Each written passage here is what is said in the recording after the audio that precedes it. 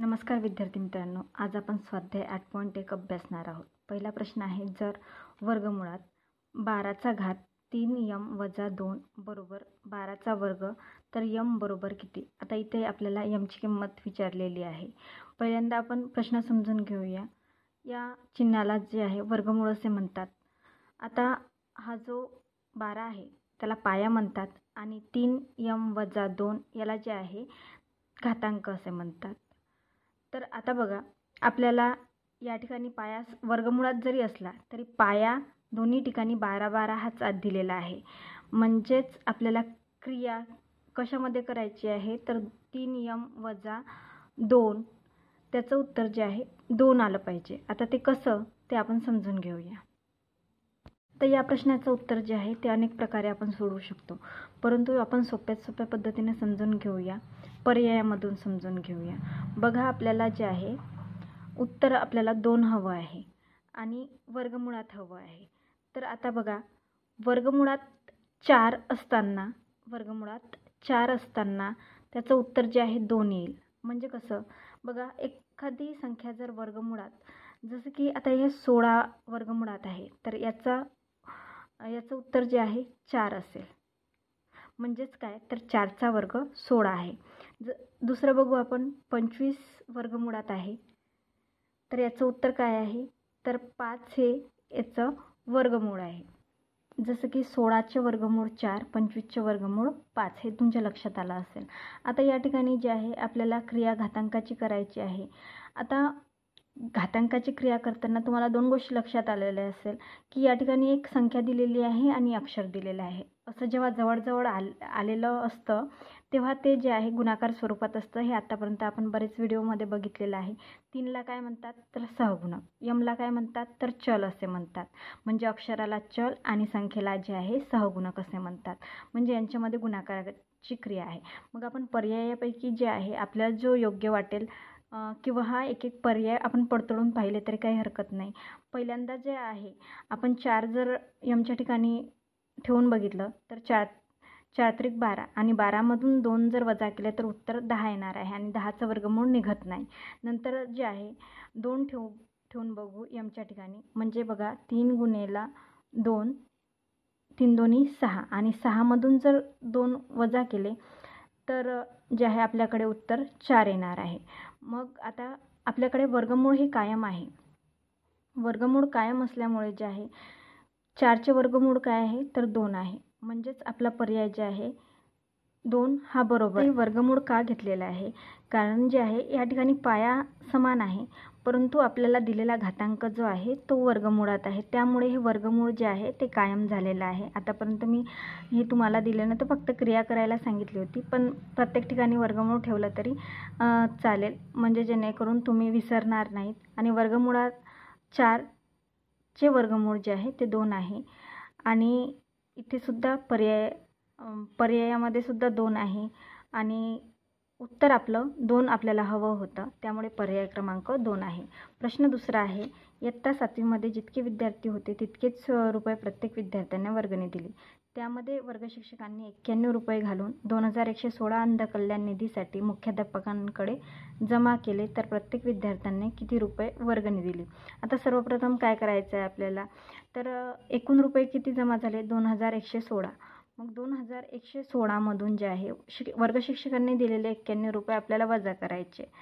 तर आपण वर्गशिक्षकांनी दिलेले 91 रुपये वजा केले असता आपल्याला 6मधून 1 गेले, 5 राहिले, 11मधून 2 राहिले आणि या ठिकाणी जे आहे 2025 रुपये आपल्याकडे जे आहे विद्यार्थ्यांनी गोळा केलेली रक्कम आपल्याला मिळालेली आहे.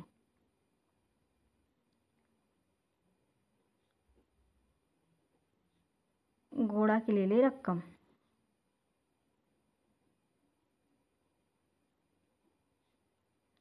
आता या ठिकाणी 2025 जे आहे ते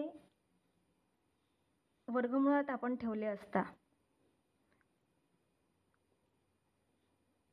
याचं वर्गमूळ काय आहे तर याचं वर्गमूळ जे आहे 2025ची जर आपण फोड केली तर ज्या ठिकाणी ज्या ठिकाणी जे आहे 5 हा अंक असतो त्याच्या एकक स्थानी 5 असतो.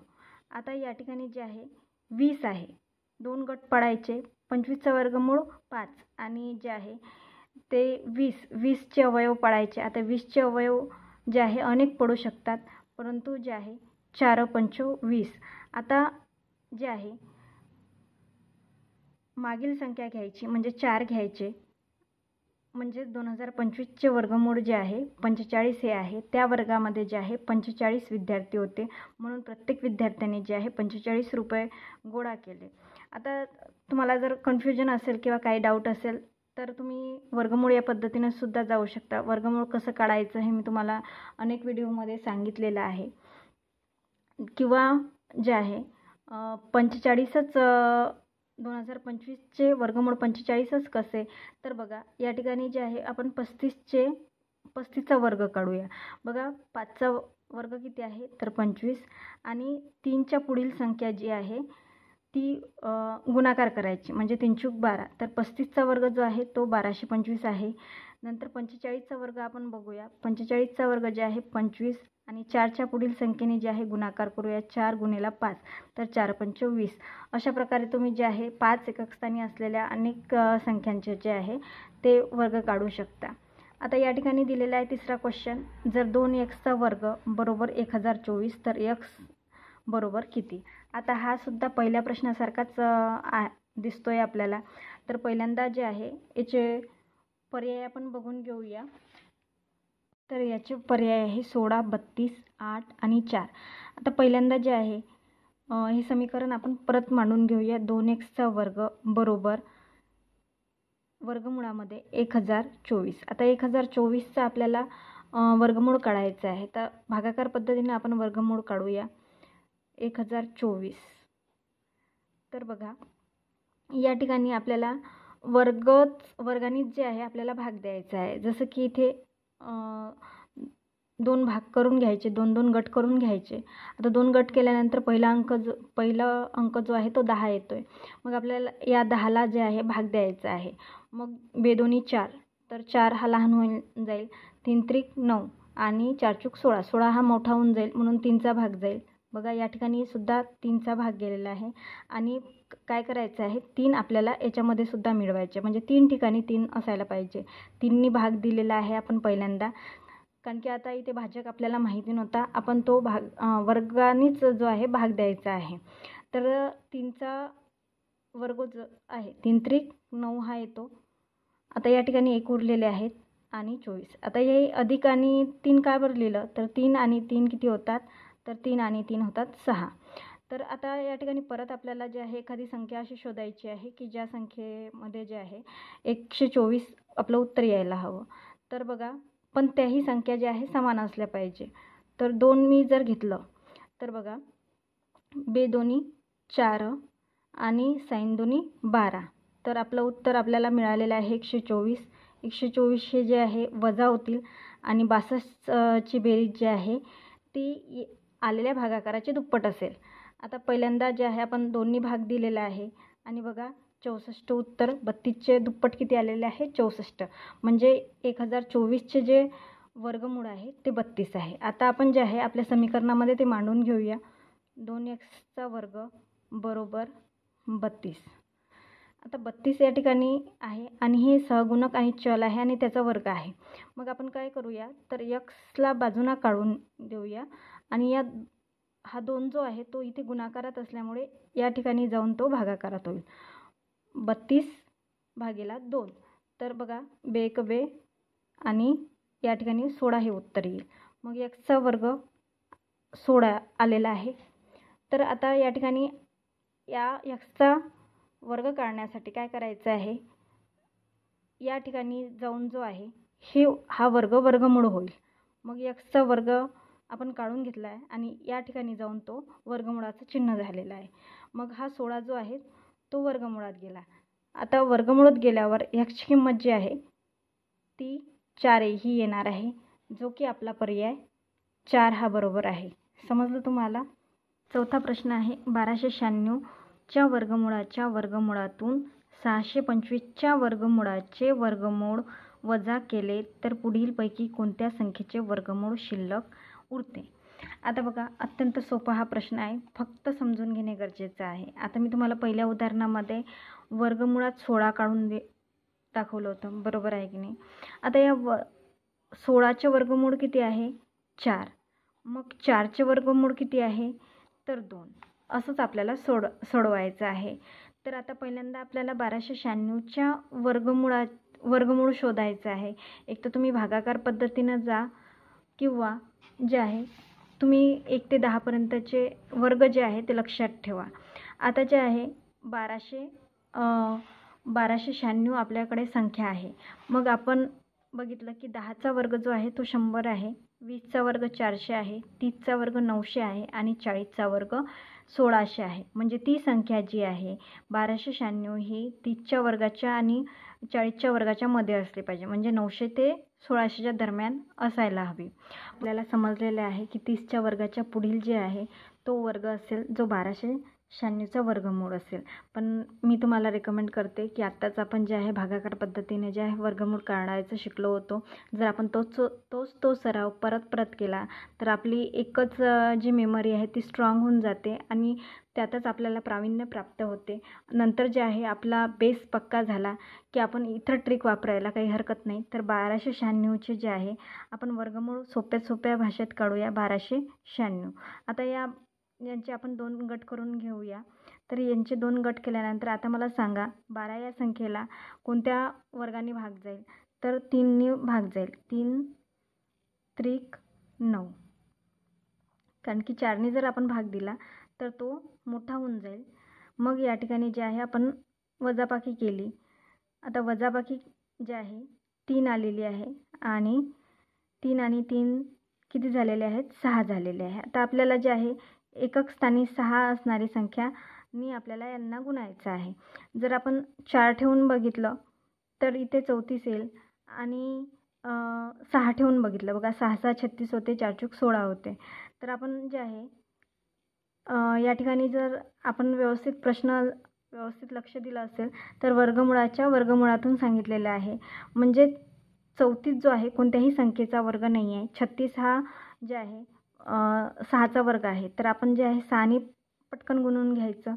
तर जे आहे आपण बघूया 6 6 36, 36 6, हातचे आले 3 आणि 6 6 36, 36 आणि 3 39. या ठिकाणी 0 आणि या ठिकाणी 36चा दुप्पट येईल बघा.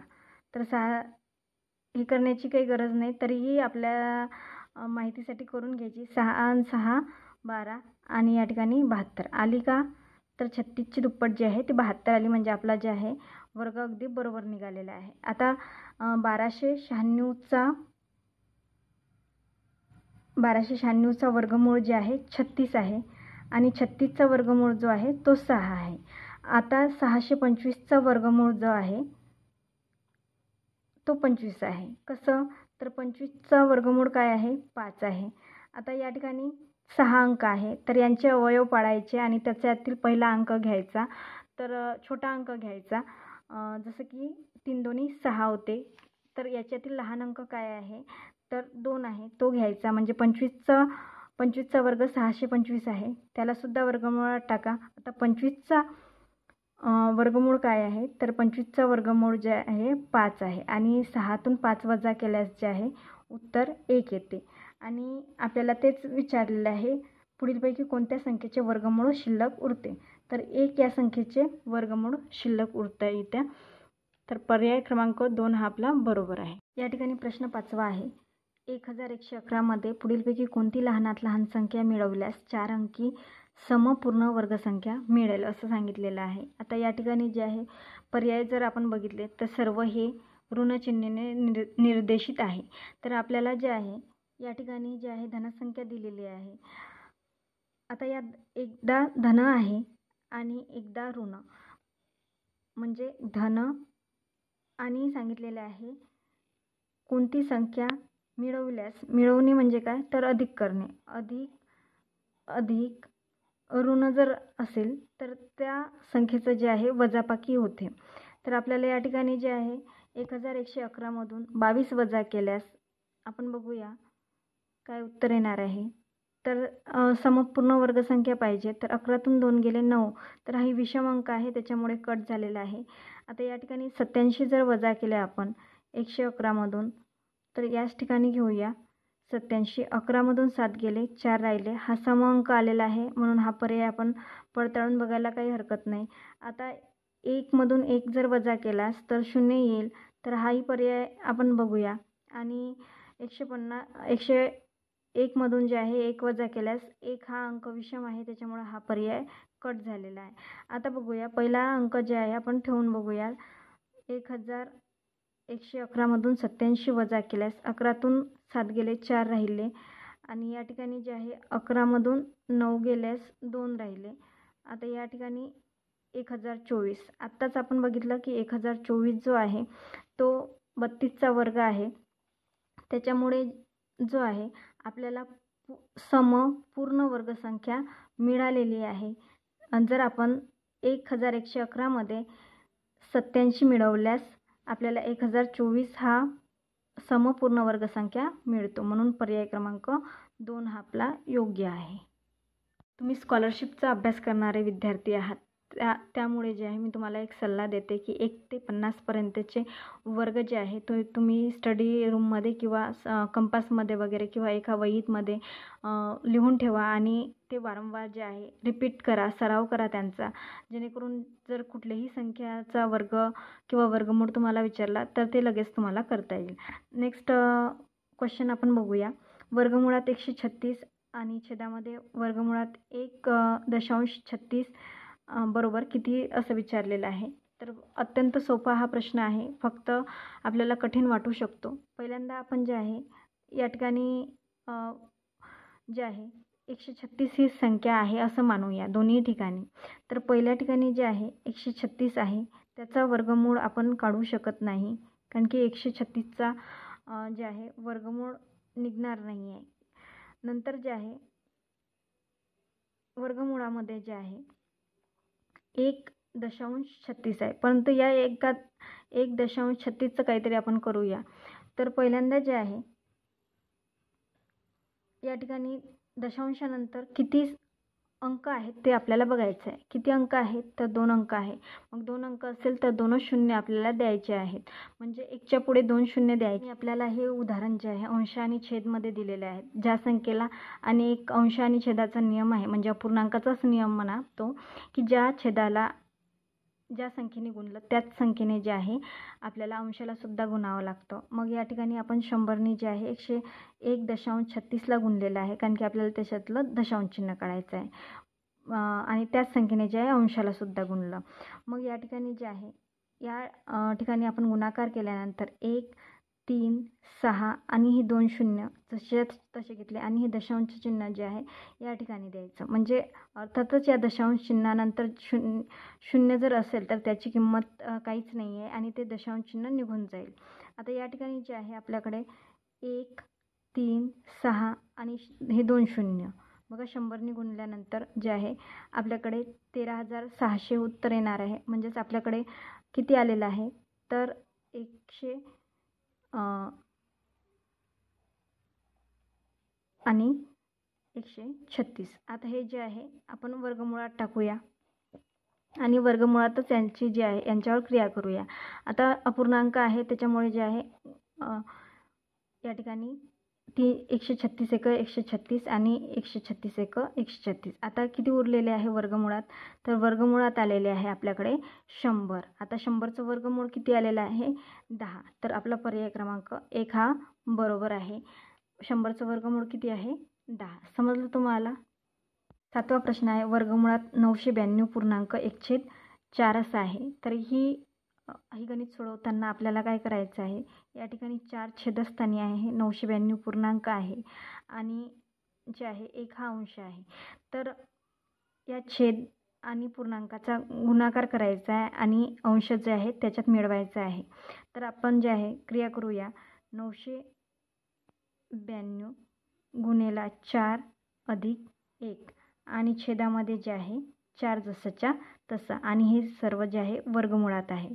मग आता जे आहे आपण गुणाकार करूया. 4 दोन्ही 8, 4 9 36, 36 6 4 3 आणि 4 9 36 आणि या ठिकाणी जे आहे 39 3968 अधिक 1 म्हणजे अधिक 1 आणि या ठिकाणी 4 तर 3969 छेदामध्ये 4 आणि वर्गमूळाचं चिन्ह कायम राहिलेलं आहे आपलं.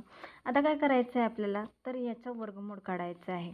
आता 3969चं वर्गमूळ आपल्याला काढायचं आहे आणि 4चं वर्गमूळसुद्धा काढायचं आहे. बघा 3969चं वर्गमूळ काय असेल बरं, तर आपण आत्ताच बघितलं होतं की 40चा वर्ग जे आहे 1600 आहे, 50चा वर्ग 2500, 60चा वर्ग 3600, 70चा वर्ग 4900. तर या म्हणजे तो जो आहे 60च्या पुढचा जे आहे आपल्याला वर्ग मिळणार आहे. म्हणजे हे जे वर्गमूळ जे आहे असेल कोणत्या संख्येचं ते 60च्या पुढचं असेल. मग आता या ठिकाणी जे आहे 9 आहे म्हणून आपण 3 हा अंक घ्यायला, 3चा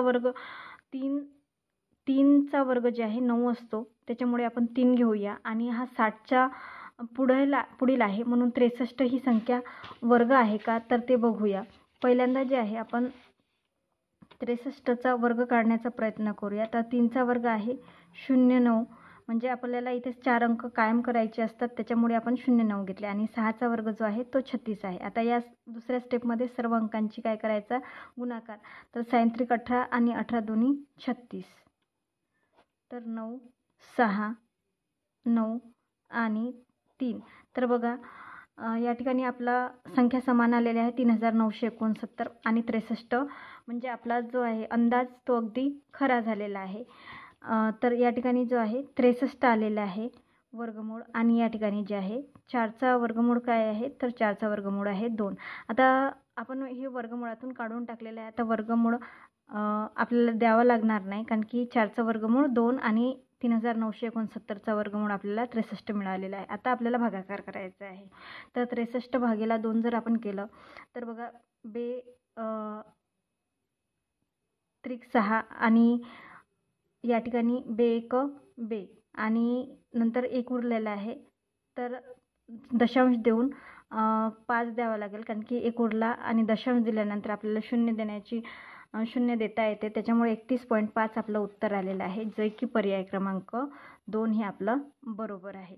तुम्हाला जर भागाकार करता येत नसेल तर परत मी एकदा सांगते की कसा भागाकार आलेला आहे. 63 भागीला 2 जर आपण केलेलं आहे, ज्यांना हे समजत नाही आहे की कसं हे आलेलं आहे त्यांच्यासाठी बाकीच्यांनी व्हिडिओ स्किप केला तरी चालेल. तर 6 आपण भाग दिलेला आहे, 0 आलेला आहे, या ठिकाणी 3 आलेला आहे. मग आता आपल्याला 1 2 तर या ठिकाणी 1 उरलेला आहे. या ठिकाणी 1 उरल्यानंतर जे आहे आपण दशांश 2पेक्षा 1 ही लहान संख्या आहे, त्याच्यामुळे आपल्याला दशांश चिन्ह द्यायचं आहे आणि 2 पंच 10. आता इथे जे आहे 10तून 10 वजा केल्यास 0 येणार आहे, म्हणून आपला पर्याय क्रमांक 2 हा बरोबर आहे. पुढे 8वा प्रश्न आपण जर नीट व्यवस्थित बघितला तर वर्गमुळात आपल्याला अशा संख्या दिलेल्या आहेत की ज्या कोणत्या तरी संख्येच्या ज्या आहे वर्ग आहेत.